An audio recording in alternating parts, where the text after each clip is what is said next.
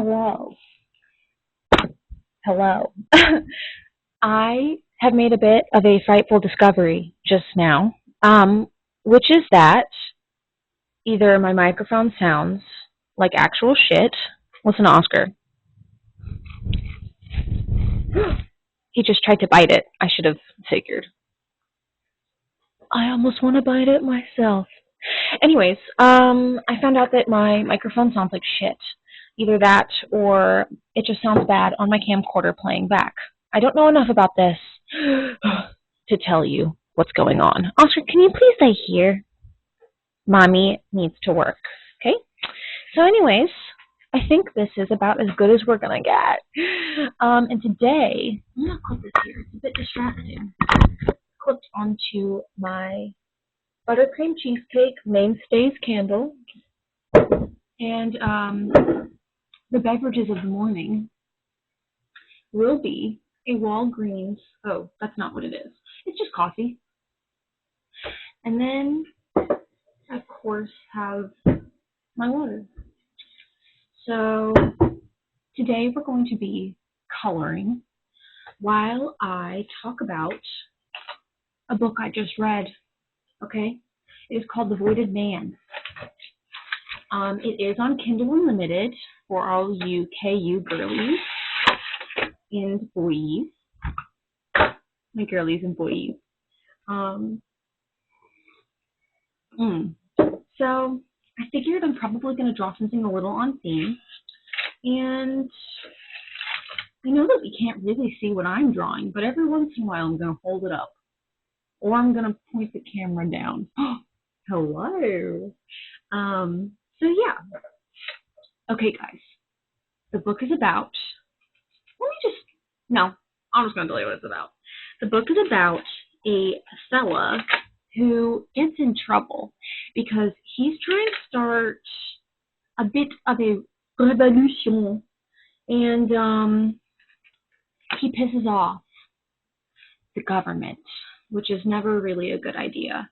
And so he gets in a lot of trouble, and he gets sent to live in the void. He was going to end up being the president. Also, I'm going to spoil the ever-loving snot out of this story, so if you ever want to read this, don't watch this first. We're going to start by making... I'm holding up nothing. We're going to start by making a spaceman. Even though he's just a guy. He's not really a space. He's not an astronaut, but he will be a spaceman, I guess, is a good way to put it. And he doesn't really need a helmet because he doesn't really go outside because he's a prisoner, which you will find out. Essentially, he gets put in a spaceship and gets sent to the void, which apparently, I did not know this. There are large expanses of the universe where, also, I have not fact-checked any of this, okay? So let's take that with a grain of salt. Anything I tell you. But at least in this book, there are, I just want to show you kind of what we're working with right now. That's his head. Anywho. In this universe, they get sent to a void. He gets sent to a void. There's a void, which is like a very large expanse of space, where there's nothing. There's no planets. There are no stars. He's just sent to the middle of nowhere. And the cool thing is that he was cryogenically frozen so that he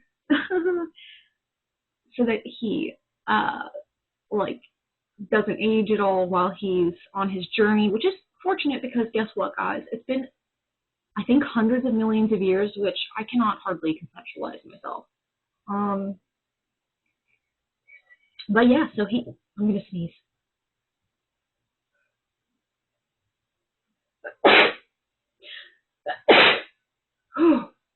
That was amazing. Anyways, so he gets sent to live out there, and he gets cryogenically frozen, woken up hundreds of millions of years later, and the only person on this ship, which, by the way, is a colony ship, we find out, which means that it's enormous. So they wasted an entire colony ship full of, like, millions. You have to assume, actually, no, you don't have to assume. I would say an extended amount of supplies, enough for at least 50 years for a gigantic group of people. And I don't know the color of this man's eyes, so I'm going to make them brown because that's something that I recognize in myself. Oh, I just had a great idea. I'm going to draw me in there instead, because this is my story. Yes. Okay. So he wakes up and he's on this big freaking ship, and they actually also equipped him with life extension, which is like a thing in this world where basically you you never die. Well, that's not true. You live to be like 5,000 years old, which in my opinion is basically like never dying, because 5,000 years, are we joking? Yeah. So they just really wanted him to suffer. They were like, you're never going to die, and you're going to live here forever. And so, alone, with nothing around. And he has this wife back on Earth who he really loves. Like, he's really into this gal. And, whoa, this is awesome. Okay, update. Maybe I'll just show you while I'm drawing for a little bit here. So he has this wife. Nope, that's incredibly distracting. I'm not doing that. He has his wife that's on Earth, and her name's Annabelle, and he's very into her. And he finds out when he wakes up that he has 4 years. Sorry, not 4 years. He has 4, like, letters from her. And so he's like, I'm going to space this out, and I'm going to not look at them until the time is right. And my man is on this ship for many, many years. Okay, so like 10 years pass. He read 1 letter the first day and finds out that he has a daughter. Somehow she was pregnant before he left. But don't worry, it is biologically his, because, and we know that because he did the math. He did do the math. He did not trust his wife, which is something I feel like is important to know. He did not trust her enough to where he had to do the math. That's cool. But anyways, he's on the ship for a long time, and the only thing around him is this, like, it's either a meteorite or it's an asteroid. I want to say it's a meteorite. What we need to know is I think there's water on it, which I think is the distinction between the two, but I'm not sure. There is water on it, I think. Maybe I shouldn't even be mentioning this. All you need to know is there's this, and it's this big, like, land structure where, and I'm going to draw it right here, and they call it a potato. They call it the potato, and he's on this potato for, there's my potato so far. Hello? He's on this potato, or they're orbiting the potato for a very long time, and he finds out that he can land there. And basically the whole time he's like besties, he's becoming besties with the AI on the ship, who he calls Al. And Al ends up being really strangely, like, I don't know if the word is anthropomorphized, but he ends up like being like made more human-like as they go. There's a couple of things in this book that really are just like, what the hell was that choice? And one of which is towards the end, he towards the end, there's one other AI on the ship, and it's a medical AI, and it's supposed to be a girl, and the regular AI captain of the ship is a boy, which is also interesting to me that the nurse is a girl. I don't know, like, they're computers. And one of the choices that they made was towards the end, they, like, make them fall in love and have babies together, which they explain as like creating code or something. And it's just really like uncomfortable in the way that they approach it, or it was for me. Not gonna lie, it just was for me. We have shaded in the potato. Oh, y'all, I didn't even think about the fact that I can just hold up my drawing. This is gonna be a game changer, I fear. Are the gays still saying that? Anyways, um, so he is on a ship, and after a while, the medical AI like gets him alone, which is like how, because the AI runs the whole ship. The other AI, Al. Also, he names the character, like he names the medical AI Mercedes after Mercedes from Monte Cristo, the Count of Monte Cristo. He like the author likens the story, The Voided Man, to the Count of Monte Cristo several times, which is a bold choice, really. But also, it's just the plot that he's doing. He's not like, oh, anyways. So yeah, he likens his situation to the Count of Monte Cristo, which, if you don't know anything about that, which I didn't until very recently, like ironically recently, I read the Count of Monte Cristo, and I'm only halfway through it because I'm still currently reading it, and I started maybe like a month ago, which is way longer than it, no, 2 weeks, 3 weeks, which is way longer than it usually takes me to read a book, which is not supposed to be a brag, but it's just to show how hard this book has been for me to like be interested in. The first little bit really flew by, because the first little bit is the part that they're likening to this. Actually, the entire thing, now that I'm realizing it, is like space. Oh my god, it's like space Monte Cristo, because it's this dude who's like, ah, he's like framed as being a Bonapartist, which all you need to know essentially means that he is like going against the government, which is also what the other story is about, what the Voided Man is about. And he gets banished to prison at the Chateau d'Is, D''IS. Um, and he is like in exile. They put him in the very bottom of the prison, and he's in the dungeon, and he ends up like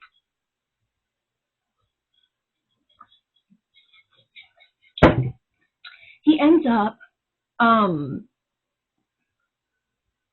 like making friends with this guy on the other side of his cell, and they dig a hole and they meet each other, and they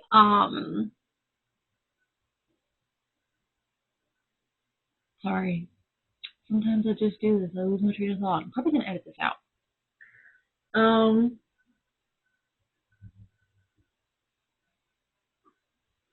Oh, they meet up and they conspire to get out.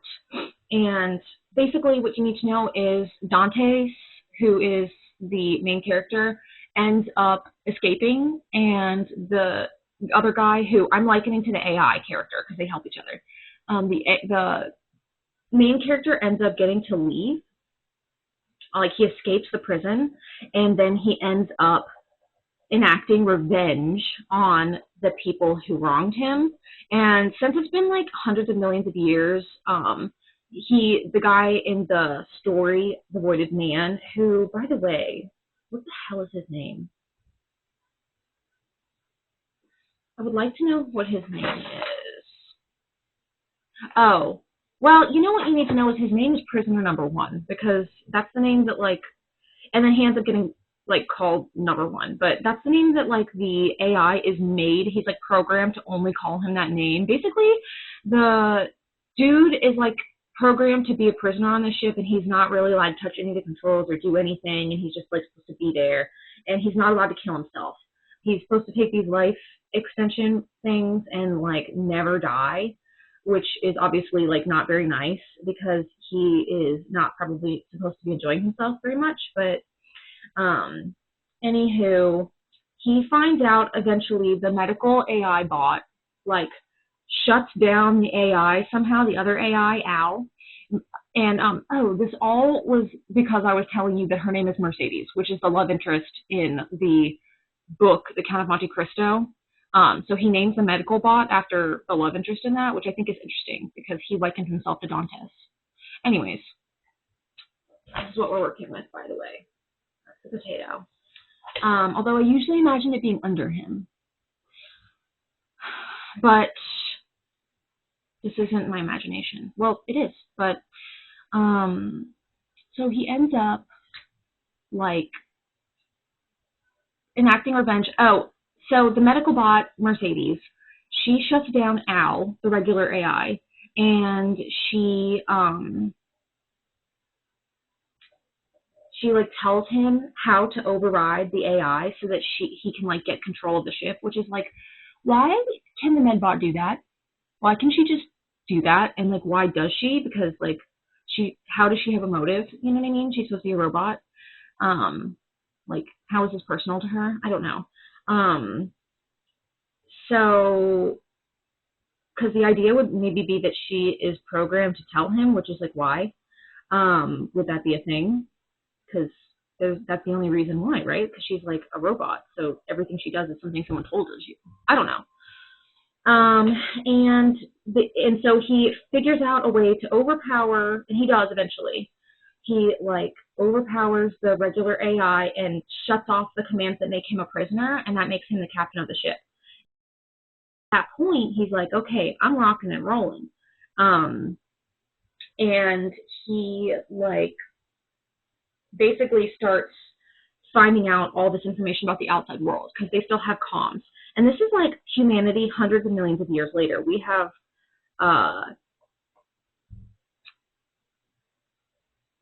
colonized all of the universe, basically, is what it seems like. And when I say the universe, I imagine it's just like, what? Like, it can't be the whole universe, surely. But they make it sound like it's a whole lot. So, and he finds out that basically the entire universe is like being lorded over by the 30 families, which is this group of other people. They're colonists that got sent up around the time that prisoner number 1 got sent up. But they got sent up to actually go find other worlds and colonize them with the colony ship. They weren't like prisoners. So they end up doing that. They colonize all these places. But then they start being dickheads, and they are like, oh, they realize they have the singular power to create life extensions because the AIs that are on their ship that only they command are the things that like manufacture, like they're the things that like are able to activate life extension manufacturing. So what they do is they like lord over all the people by being like, if you want life extension, it's basically like real life with like insulin and shit like that. They're like, oh, if you want it, then you're just going to have to like pay this ridiculous price. And you're also going to have to listen to like everything that we say. And there's really nothing you can do about it because you're going to die otherwise. So people just like get taxed like crazy, and they just live these sad lives because they have to work like all the time, and 60% of their income goes to the government. But it's not like Sweden where you get like health care. I mean, I don't really know for sure. But it's not like we're a socialist economy, or is that the word? A socialist government would like end up taking care of you. It's more so like monarchy where they're like, you can eat dirt and tree bark while I eat cake or something. I think that's what it is. So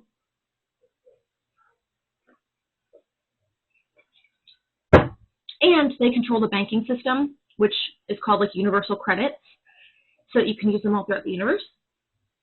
And so it's kind of where we're at also, by the way, if you wanted to know. I'm kind of struggling to figure out what else to put on here because there's not much more visually that you can really imagine. But I'm going to put maybe the AI guy on here, and I'm just going to have whatever I want. So, also I did this with oil pastel for no freaking reason at all, literally no reason. So, where was I? Yeah, so he figures out about all of this, and he's like, oh, that's crazy. I have the singular power in the entire universe to take down these inbred mother freakers. Because basically, why am I censoring myself? Anyways, I'm just going to keep doing it because I was doing it. These mother hackers, he's like, I can take them down because I have control over an AI that makes life extension, and he decides that he's going to make this currency called the Void chip, where he ends up extracting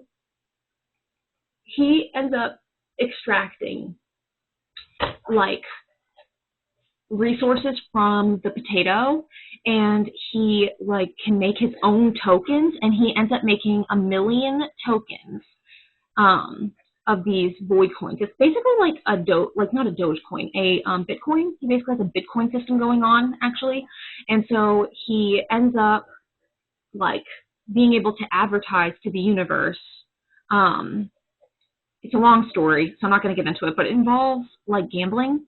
He figures out how to gamble remotely. So he ends up making enough money to advertise, and basically what he tells everybody is like, hey, I'm going to be offering these void chips, and you can buy one, and like eventually, you know, they'll be worth like a lot if you invest in this, and they can't be like controlled by those people. And it's a long story, but basically they're able to kind of like threaten them to take away the universal credits. They can freeze them or something. So it's like really not cool, because if you go against them at all, they basically end up taking away your money because they control all the banks. And they also take away your life extension. So basically they have them by the balls. And so they're like, okay, people start buying these void chips because they're like, okay, well, what do I got to lose at this point, really? And slowly but surely, the void chips end up becoming worth more and more.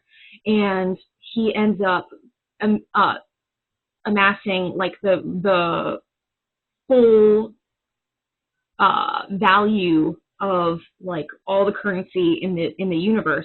Because like void chips end up being worth more than universal credits, and people are like, hell yeah, of course I want my money to be held by somebody who's not going to be able to like lord it over me. And then he advertises the fact that he's buying up all these life extension factories, because since nobody else can like activate the life extension because they don't have any AIs that can do it, the 30 families are like, well, I don't need to actually own the factory. I'm just going to like contract them out for like short periods, whatever. So, and then just keep reactivating it, I guess, or something. And so he ends up buying all these factories under their noses. And after a while, he owns like all the factories that create the life extension. And so he tells people, by the way, I'm going to now offer life extension to you guys, and at like only manufacturing cost, and you can buy them with wood chips or whatever. And so he basically takes away all the power from these evil people, these evil little inbred, snotty nose. Apparently they wear like powdered wigs and they have red eyes. It like really makes me think of just like white colonists in the first place. White colonists. It makes me think of colonists in the first place. And so, yeah, like he just takes over the universe. And there's also like a B plot where he's like making all these kids, which is like strange. There's also a really strange part where he talks about the fact that he didn't clone his wife. Basically, they have random DNA samples on the ship for some reason, and they have like 7 samples. So they weren't going to be able to like create a whole lot of generations without like some weird shit going down. And so, but he's like, they have the ability, the ship has the ability to clone things, because like obviously if it's supposed to be a colony ship, they need to be able to do that. So, which you would think they would include more DNA samples on the ship. Actually, they didn't include any.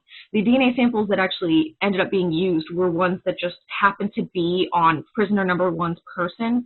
Like he had random strands of DNA on him, I think is what it was, and like his luggage. Like it just, people came in contact with him, which is strange to me. But one piece of DNA he did have was a locket or something that had Annabelle, his wife on Earth, her hair in it. So he was able to clone her. But he goes on this like monologue about why he didn't, and it's because he knew that he would have to raise her from like a baby, and he was like, then it would be more like my daughter. So obviously I can't date my daughter, which is like weird to say outright, maybe, because they didn't really have to get into that. Maybe, I don't know if that's just me. It felt like a weird choice when I read it that he would explicitly say that. He's like, I'm not a pervert, okay? You all know that. And I recognize that it would be perverted, which is like, okay. Another interesting choice that the author makes.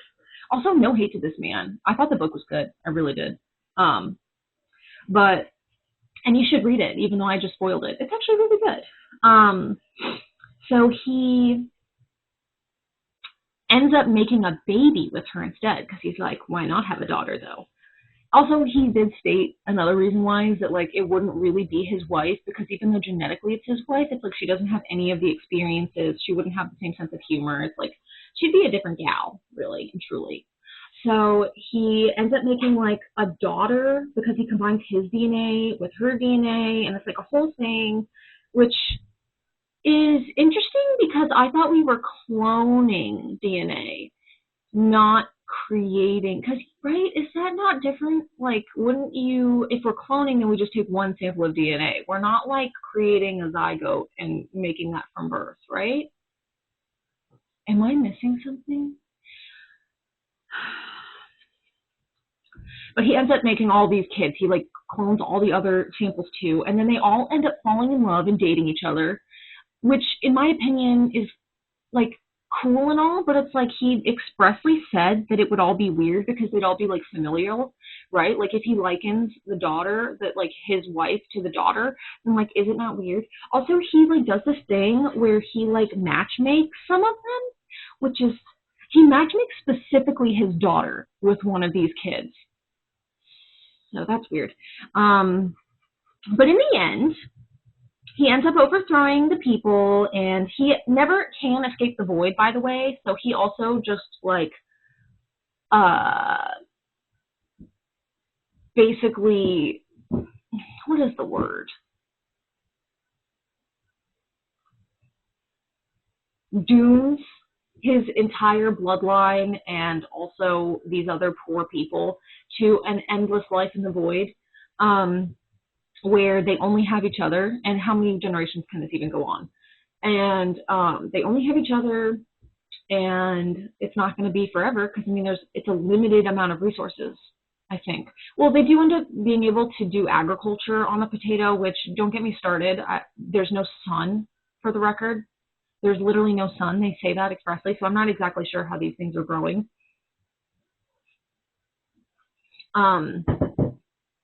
But yeah, so they end up like coming into contact with his wife. Like his wife ends up being able to find him, which is also like, what the hell are we talking about? Millions of miles away. And by the way, she was a prisoner on Earth too.